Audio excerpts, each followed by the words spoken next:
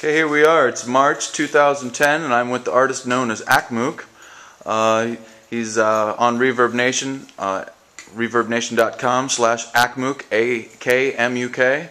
Why don't you give us a little insight of what that actually means? Oh man, you had to ask the hardest questions of all. You know, that's short for another name from when I used to rhyme, or, way back when I used to be an MC. I'm really hip-hop.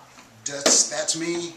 Everything else is just something extra added on top of that, so don't ever get that mixed up. The name is just something that stuck with me from studying cultures, ancient cultures, and I liked it.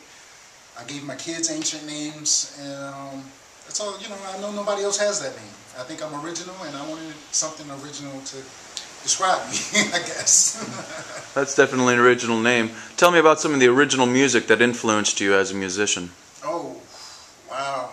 I feel blessed in that because I grew up, music was good, man. I was born in '69, so everything I heard was from James Brown to Gladys Knight, Aretha Franklin, everything that the Temptations, OJs did, all of that '70s funk, the good rock from the '70s, Clapton, Frampton. The first time I ever heard somebody use that crazy effect on the mic and speaking through his guitar, that was Peter Frampton. All of that affected me. I still try to simulate a lot of those sounds from my childhood now. I try to put it into my music to keep that playful and creative atmosphere into it.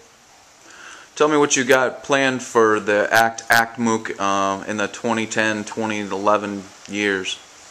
Oh man, for me, I learned something about plans a long time ago. They never seem to pan out for me. I'm an improviser in more areas than just music. So, my life is improvised. You know what I'm saying? So, I don't know, man. Hooking up with Rev Electronic Society is the best thing that's happened to me in a long time. Okay, so tell me about that.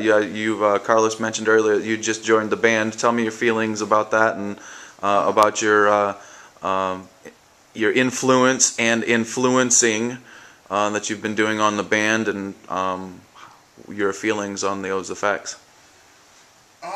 I like it. I feel like I have a big place in it. I feel like just as much influence that I'm putting out, I'm getting myself. It's affected my music a lot. I mean, before I moved back down to Florida, I wasn't doing really any high energy tracks. I mean, all of my tracks are straight northern, from Virginia all the way up to New York. That was my style.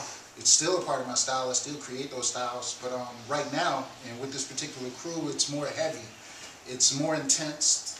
Vibrations are off the charts. I mean, I've never experienced it. I've never played in any rock bands, even though a lot of my friends did, but it's that same energy. That's what I get when I'm involved in it. But it's something else that I'm adding to my repertoire of, talent. I mean, I'm just building on it, so I can't really look away from it. I have to listen and try to incorporate whatever these guys can show me and, just move on with it. See if we can get out here and entertain some people. We have a lot going for us as far as talent, I think. So I think we really need to just pull it together and all of that. Over the next year, I expect a lot of people to be coming at us for shows. I really do see that because I know the sound, I know the scene now, and I think we definitely have a place that's going to be hard to topple once we get that spot. And it's real cats that's behind it, so the music is real. A lot of people can't really deny that. There's no newbies in this. Everybody's been around for a minute, and we know what we want, and we're going to definitely go after it. You had a positive response at your show in Leesburg, and you've got a show coming up here in Orlando. Do you plan on doing more shows in the future? As many as possible. Both as Akmuk and Rev Electronic Society? Yeah, as Akmuk, I'm used to, especially after the jazz training, I was used to playing in like trios, quartets, and all that kind of stuff. That's not my style. That's not what I do. A lot of people be like, well, he's a jazz keyboardist.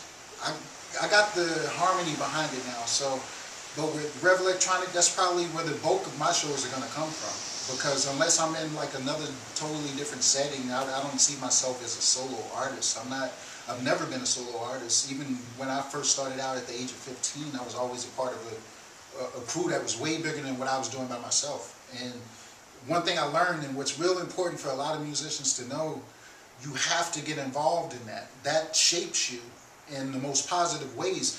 You evolve in ways that you would never evolve on your own. And I don't care how cocky you can get.